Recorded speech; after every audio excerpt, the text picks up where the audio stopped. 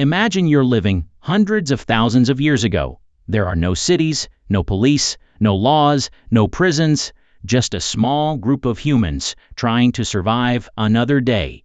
Now, imagine, one morning, someone in your group is found dead, not because of a lion, not because of disease, but because another human killed them.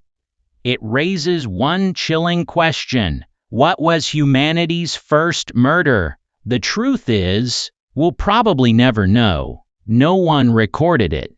No one witnessed it. But archaeology has uncovered evidence that humans may have been killing each other for hundreds of thousands of years. To understand why, we first need to understand what life was really like. Life wasn't peaceful. Every day was a fight for food, water, and survival. Early humans lived in small groups, usually no more than a few dozen people.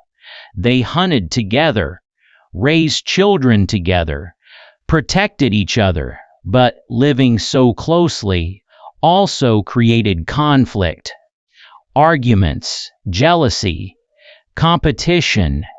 In a world where a single hunting ground could decide whether your family survived, even small disagreements could become deadly. For a long time, scientists believed serious violence only became common after humans built villages and civilizations. It sounded logical. Why would tiny hunter-gatherer groups kill one another when every person was valuable? Then, everything changed. Deep inside a cave in northern Spain called Cima de los Huesos, archaeologists discovered thousands of ancient human bones. Among them was one skull that caught everyone's attention. It had two deep fractures on the forehead, both almost identical, both caused by the same object, and both happened just before death. There were no signs of healing. It wasn't an accident. It wasn't an animal attack. Modern forensic experts reached a shocking conclusion. Someone had deliberately struck this person in the head, twice, around 430,000 years ago. Today, it remains the oldest widely accepted evidence of human-on-human murder ever discovered. But why would someone do it? Scientists can't know for certain. There were no witnesses, but they have several possibilities. The first is resources. Food was limited, water was limited, safe shelters were limited. Losing access to any of them could mean death.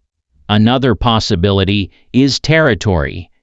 Even today, chimpanzees, our closest living relatives, sometimes kill members of rival groups to control land and resources.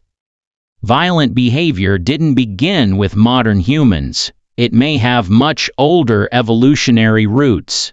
There were also personal conflicts, jealousy, revenge, anger. These emotions didn't suddenly appear with civilization. They evolved alongside us, and sometimes they may have turned deadly.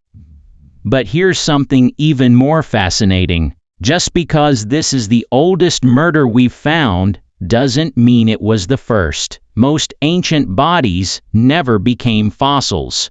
Rain, animals, rivers, and time erased almost every trace.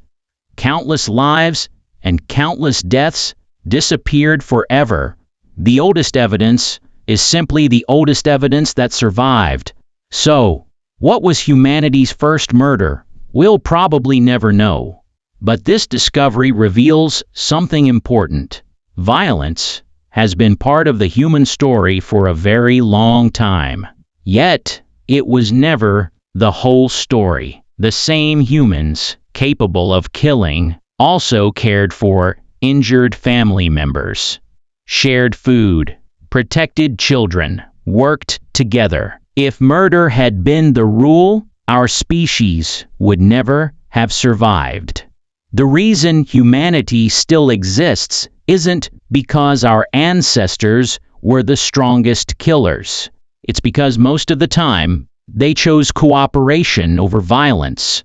Somewhere in the distant past, there may have been a first murderer and a first victim. Their names are lost forever, but so are the names of the people who forgave, who helped, and who chose peace instead. Perhaps that's the real story of humanity. Not that we were capable of violence, but that, despite it, we still learned to trust each other. And maybe that's the reason we're here today. Thanks for watching.